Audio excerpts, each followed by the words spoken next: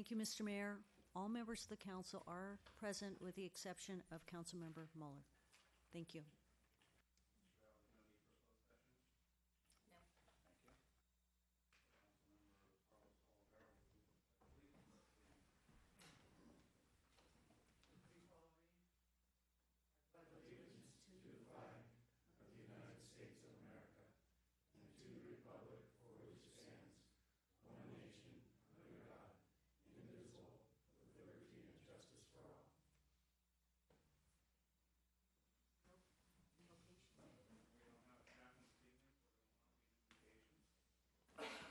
There are no presentations or proclamations this evening, and there's also nothing on the consent calendar.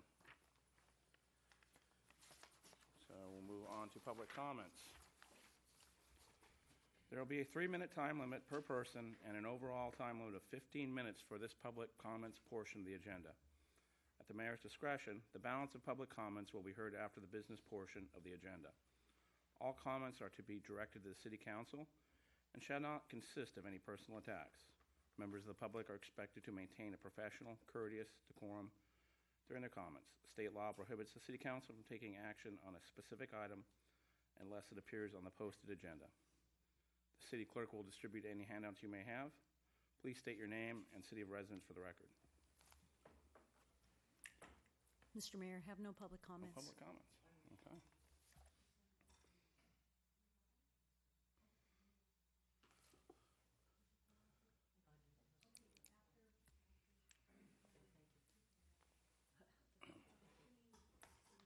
Yes. Yes, hi. My name is Norma Lococo, and I reside and have been a resident of Dana Point since 1998 and completed my home in 2001 on the corner of Santa Clara and Violet Lantern. Rhonda Hankey, who wasn't able to make it today because of her mother, moved in 2004 and lives on the opposite corner of Santa Clara and Violet Lantern. We've had an opportunity to watch the changes and expansion of what now is called the Lantern District. Most of what we have seen is a tremendous improvement on Del Prado Street, and the city should be commended on the development of the street character, sidewalk changes, and enhancements that have been done. Reports commissioned by the city provide that there's more than sufficient parking to accommodate commercial guests, visitors, etc., including designated free public parking areas. In our case, immediately on Violet Lantern near Del Prado.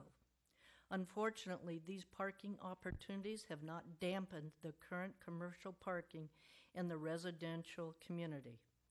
Over the course of several years, we have brought to the attention of both the City Council and appropriate city staff the discussion regarding commercial parking overflow on Violet Lantern between Santa Clara and the alley, as shown on the exhibit. Numerous attempts by the city have been made to encourage commercial parking along the business district. However, we continue to see on a daily and nightly basis commercial parking along Violet Lantern, even though free public parking is immediately available.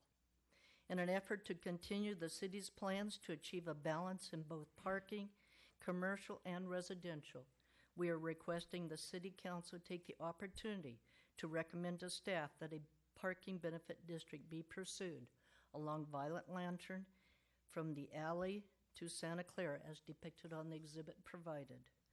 This would encompass both sides of the street on Violet Lantern and is supported by 100% interest of the homeowners involved, which is 24591 Santa Clara, Lococo, and 24621 Santa Clara, Hankey. I've twice noted free for a purpose, and that's because your current signs don't designate free. And a lot of people, when they see public parking, a lot of it is fee-based. So I don't know if you might want to address that also. Thank you for your time. Thank you for your comments this evening. Seeing comment speakers, we'll move on to the next item on our agenda. Unfinished business. Mr. Shawkavy, the staff report? Yes. Item number 1 this evening is a resolution of the City Council of the City of Dana Point regarding the fact of the special municipal election was held on June the 7th, and declaring the result and other such matters as provided by law. Also included in here is a direction to staff to prepare and submit an LCPA for Measure H to be presented to the California Coastal Commission for their review for coastal consistency with the Coastal Act.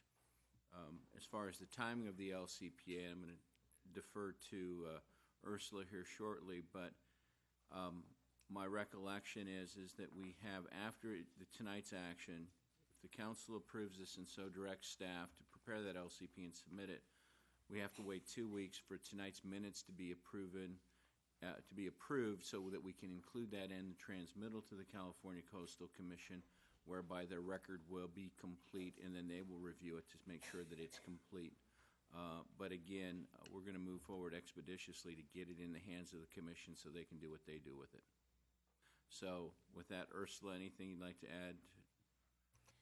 I don't really have anything to add. We've started an outline of the LCPA application, and the additional time will allow us to fine-tune it to get it to the Coastal Commission in the most complete form that we can. Thank you. With that, we'd be happy to respond to any questions the council may have. Any questions from council members? Seeing none, we'll move on to public comments portion.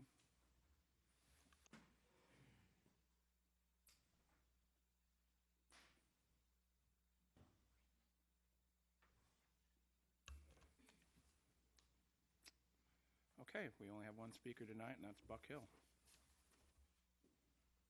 Hi, Buck Hill, Capistrano Beach, 18-year resident.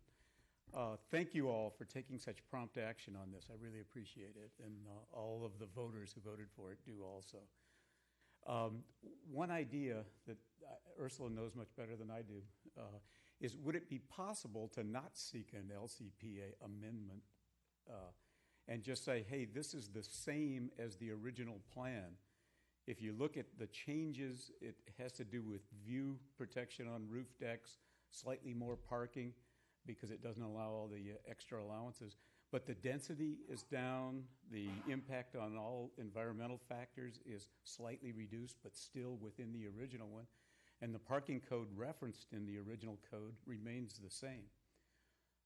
So I don't know if an amendment is really required, and I think it might change the schedule radically if you just ask for an opinion letter back on, doesn't this still meet the requirements as approved in the 2008 plan, which you've already approved. It's an idea, and it certainly would cut the red tape. Thank you all. Thank you for comments, Mr. Hill. Do we have discussion amongst council members? Any comments? Schroeffel? Yeah, for the sake of the discussion, Ursula, can you comment on Mr. Hill's question? And if anybody else, staff wants to comment on that, I'd like to hear that as well. We can certainly add to the report that we give to the Coastal Commission sentiments along those lines. Ultimately, it's the Coastal Commission's decision to make. They're the decision-making body of whether they would certify or provide an opinion letter. But certainly with direction from the council, we could make an argument as outlined. Thank you. If I may, Mr. Mayor. So, City Attorney, does the Coastal Commission have the authority to issue interpretive opinions upon request by constituent cities? They have done it in the past. I know that. I'm not aware of them doing it in the context of an initiative, though. Okay. Well, do you see, and I don't want to put you on the spot, but I am putting you on the spot. Do you see any sort of theoretical reason why something done, legislation adopted by initiative would be different than, say, legislation adopted the good old-fashioned way? No, I don't. Okay. Thank you, Mr. Mayor. And we have, Mr. Schroeffel, we have had discussion with the AG's office, and as Ursula alluded to, we will definitely put it in there and make the request. But again, based upon what I'm hearing, they're going to want to take a look at this, as well as to ensure coastal consistency. So again, I also know we have an LCPA already before them prior to Measure H, and so they will probably we will probably withdraw that or do something to get that off the hopper and move this to the front. But I think regardless, knowing the Coastal Commission, we can make the request, but the Coastal Commission is going to take a look at it at the staff level and make their own determination. So with that, we'd be happy to include that in the request. So what I might suggest is that we not lose time on preparation of the LCPA in the event that we get a positive response to that. But my suggestion to the council would be, with all deliberate speed, to prepare a request for interpretive opinion as authorized by the California Coastal Act. Get that into them as soon as possible and see where they are on it. Now, we'll be happy to do that, but we are preparing an LCP in the in the event that they say no, you need to submit an LCPA, because we don't want to lose time. Yeah, no, my point exactly, but We'll if get they the have an letter off. opportunity to pass on this sooner rather than later, then further time and expense may not be necessary. And the request for interpretive opinion could also cover, say, the withdrawal of the existing LCPA that they're considering or were considering with respect to the laws that existed before the law changes here. And I think, candidly, the most direct way of doing that, perhaps Rattan could write a letter directly to the Deputy AG's office who deal with the law, and they can say, based upon their review of the law, that if that's a possibility. So, Jennifer, is the AG the authorized party under the statute to issue interpretive opinions, or is that the executive director's job? I'm aware of the AG issuing opinions, but I believe the executive director could do it as well. We would just reach out to staff and see the best way that they would want to approach that.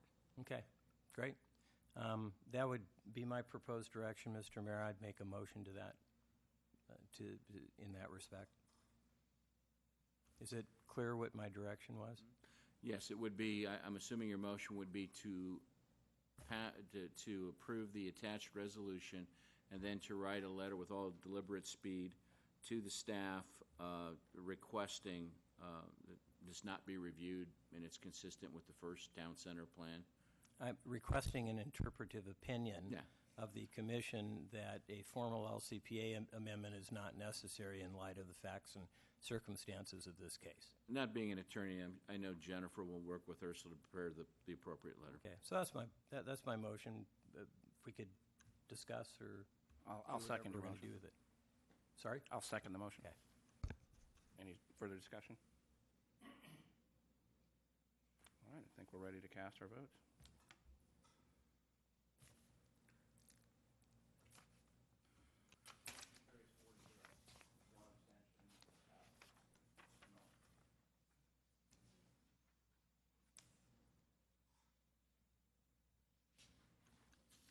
Okay, there is no new business items this evening.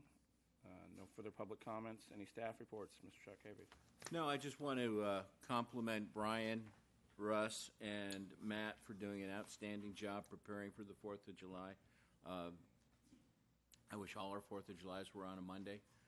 Having said that, thanks to them, they figured it out finally after so many years, and it's just a well-oiled singer-sewing machine now. So, again, thank you, gentlemen, for all the work that you do. I really appreciate it. Bless you. Mrs. Farrell, any reports? Nothing to report. Council reports.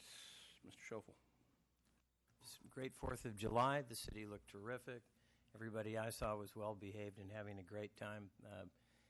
Thank our Sheriff's Department for getting ready. Thank our city staff for staying ready. It was just a delightful day in the neighborhood. That's all. Mr. Oliveira. Thank you. I've already turned my meeting minutes into the city clerk, and the other comment I wanted to pass out tonight was I think those cows are kind of cute. Different. Mayor Pro Tem Vic Sort. Thank you, Mr. Mayor. I have nothing to report. I'll turn my list of meetings to the clerk after the meeting. Thank you. Thank you. I'd like to comment the weather was quite a factor this year for the 4th of July. There was a little bit of wind that blew the smoke, the fireworks, and there was no cloud. So It was a great presentation. Thank you, City, for Dana Point for doing that for its residents, and it was really an enjoyable experience. So, man, everything worked out great. All the safety issues. Thank you to Russ and his fine team and OCFA. I understand there was no major incident, so it was an uneventful 4th of July. So thank you, everybody. And I will also turn in my list of meetings to the clerk. Okay, coming to adjournment. Our next regular meeting of City Council will be July 19th at 5 p.m. That's probably for a closed session, then the regular meeting will start at 6, correct? Okay. All right. Thank you, everybody, for coming.